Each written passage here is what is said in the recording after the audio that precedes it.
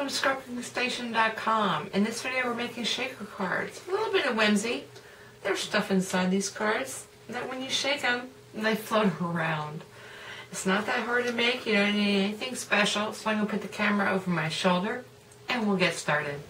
We're going to start off talking about the shaker element, which is the focal of your card.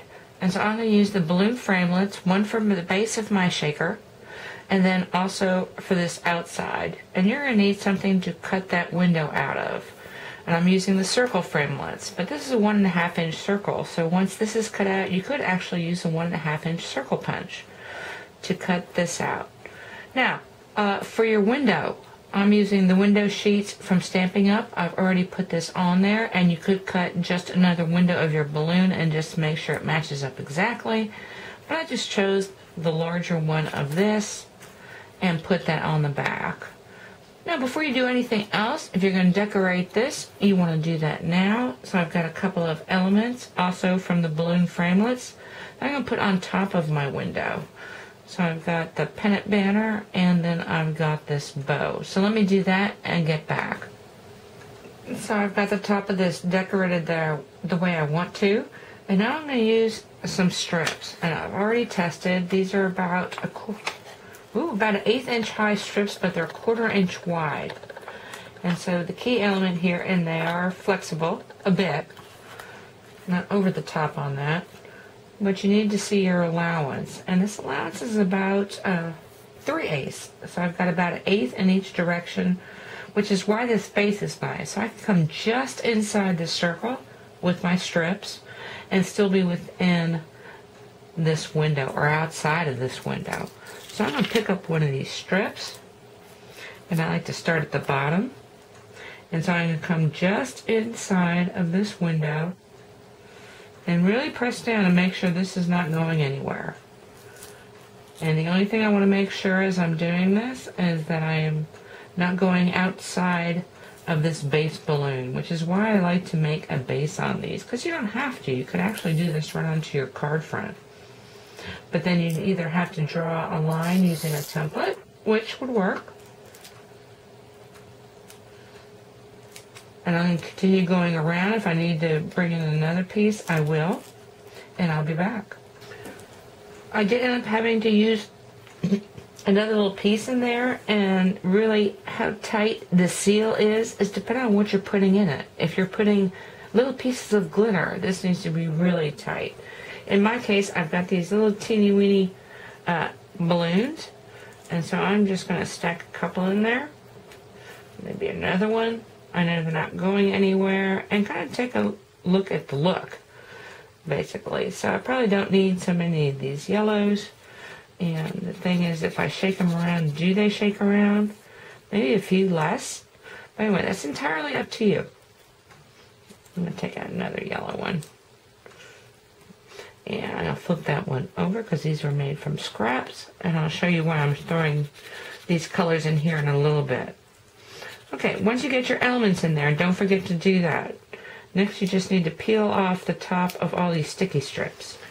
Okay, I've peeled off all the cover on that. And now I want to line this up exactly over that base piece. And so I'm watching the little tie off on my balloon to do that. It's not exactly, it's more important that you cover all the sticky strip.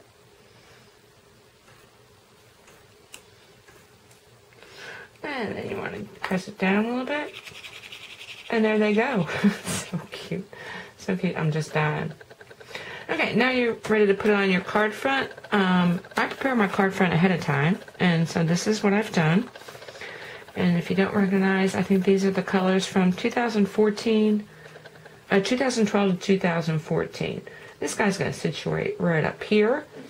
So I'm just going to put a little bit of glue on the back and get him on there, add some strings, and then we'll be back for the interior. Just in case you haven't seen this done before, this just takes a couple seconds. And I've got some white baker's twine, which is always a good buy. And all I'm going to do is use my dauber and hold it between the ink pad. And in this case, I'm using my gumball green, which is the green I've got in my card. I'm going to ink it up a little bit. And then it's kind of a molted look. And the last thing I want to do is take some water. And so I've got an old Stampin' Mist spritzer. And I want to get it wet. And that will just make it more of a solid color without having to ink and ink and ink and ink. If you wanted to help that along, all you need to do is come across here. And you just don't want to mix the colors. And so clean my finger off and come across on the other color. And then you've got a string of whatever color ink you've got. Anyway, that's kind of just an aside. Of course, you don't want to mix these strings once the ink is down, or you don't want to mix these colors. That actually would make a really nice background with some whisper white. But anyway, I'm not going there. But that's how you make color coordinating strings. And so here's the finished piece, and I just decided to print Smile, actually emboss Smile in clear embossing powder, so it would flash kind of like this window. So real pretty. And actually I've got more tips and tricks on my website about ribbons and buying smartly. And then on the inside I just chose to use one of my largest, actually I think this is the largest circle framelit in the collection, a bigger bow, and this way I've got plenty of space to put my message. So real pretty, real fun. The balloons inside move around, really cool. I don't particularly care for the black that's in here. So let's look at another solution that doesn't necessarily use tape. So I've already got my card front, and I'm using the Snowflake framelits. I think Festive Flurry framelits from Stampin' Up. This piece of acetate actually already has this printing on it, which works for me, so I'm going to use that. I never thought I would. I usually just cut it off and use the blanks. I've got a little bit more of a leeway, which is good. Because now we're going to talk about something other than the double-sided sticky tape. Okay, I thought of a few things, and this is just some braided twine, which would work, but then if you mailed it, this is non-spongy, non-forgiving. So this would be extra postage because it is 1/4 inch thick. And then I thought, what if I just crimpled some paper? And it's not a coordinating color, but I'm trying to cover that color up. And this would work also, but I think it would get smashed down in the mail. It actually does take a lot of weight. So maybe not. It would be... And if you put glitter in there, you'd have glue sticking out. And then I've got some of this, and this is just packing material. I cut into strips, but I've got the same kind of issue with that. Anyway, I found something in my inventory, and this is some foam. It's a gray foam because I use it to position my jewelry. So it's still about 1/4 inch thick, but it's a lighter color. And I just took an alpha cutter and cut it into strips, and that's what I'm going to use for this one. So once again, I've got my acetate that has been cut to the same as the base, and this is going to be the base of this shaker. So I've got it like this. I'm looking at that, and I can go a little bit outside of this circle because they're one and the same. So all I'm going to do is put some glue down, and I'm going to do half a circle at a time, and I can go beyond my circle.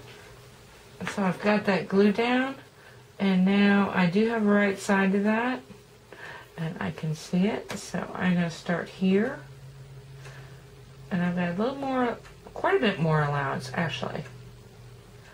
That's another thing, you don't have to do circle and circle. Actually, you can do rectangles if you wanted to, but you do, when you're doing something like this, have to hold it down until it kind of sets and holds. Once you've got that down there, go ahead and put the other portion of your glue. Yeah, that's not super sniffy because once again, I'm not using glitter. Actually, a word about glitter, if you use glitter and you've got a window sheet, rub a new dryer sheet over your window, and that'll keep the static down. That's just another little tip and trick.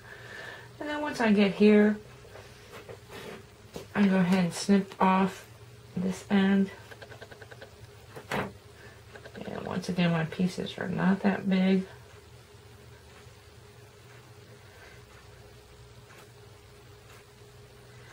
Before all that gets stuck down, I am just going to test it and make sure my window can be inside of that, and that works really well.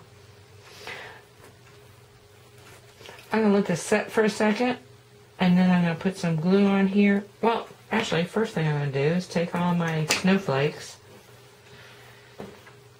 that I've cut, and I've got some holographic paper, I've got some silver snowflakes. There are two different snowflakes because I had two little snowflake punches. And you can see where that's going to shuffle around pretty easily. Actually, I think the glue's set enough, and so now I'm going to put a nice thick layer of glue.